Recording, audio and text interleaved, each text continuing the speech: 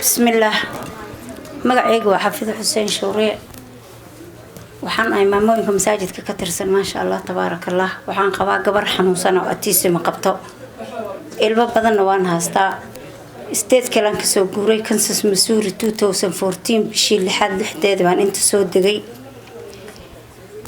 marka gabadhaydu waa la waday oo meel iskuul يا ترسلت رين قنا يا قفتي ها gabadhaydi marka meel baa la iigay iskuul waxaan maleynaa 3 wiig iyo 2 wiig wax aba la qaadayay ma aftaqaano dadkii dad Soomaali looma ahayn looma geynin waa qof xanuunsan marka meeshii la geeyay bay dadkii is afahmi waayeen way xanaaqtay kabay ku tuurtay wax meeshii la ku tuurtay waxaa la ruux waxa noo keenteen badagaalama ilaa hadda 2014 bishii lixaad ilaa hadda iskuul uma haasto gurigaas ay ii joogtaa gabadhayda waan way meel alla meeshaan taga waxa la dhahaa waiting list ilaa hadda gurigaas ay ii joogtaa waa 26 jir sagaal cunugo iyo sagaal ay ku taanaan haastaa 3 qolan ku haastaa maalin walba qoladii office-ka waa isna aan filinjeerkii ay jabisaa maanta filinjeerka iga jabay waxay dhaheen hadda shay dambe soo jabiso alaabta banaanka lagu dhigaa waa qof xanuunsan oo guriga aan ku dhaxayo meel aan bixaynin meel la iigeynaynin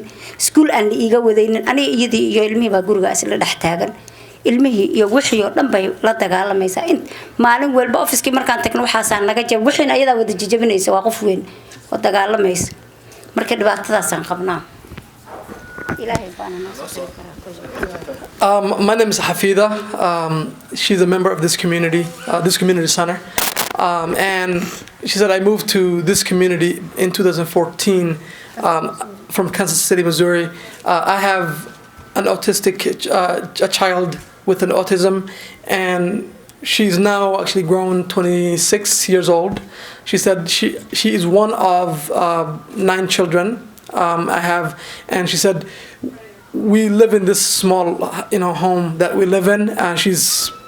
She's not been able to go to school since we came, because that first year when we came, she threw her shoe at a person at school, and ever since then she was not allowed to go to school. She's at home all the time, and when I asked whatever school that I take her to, they would put her on a waiting list, and nobody calls us back. So she's still at home. She breaks things at home. It's very small for all of us to live in that small space. We're having issues with the landlord. Every time she breaks things, we have to go to the landlord to get it fixed or replaced, or try to fix it ourselves. Now we were told last that if you break any more things, you will be out of the home. You will be evicted. You'll be kicked out, pretty much. And she said, if I can get any help, I would really appreciate it.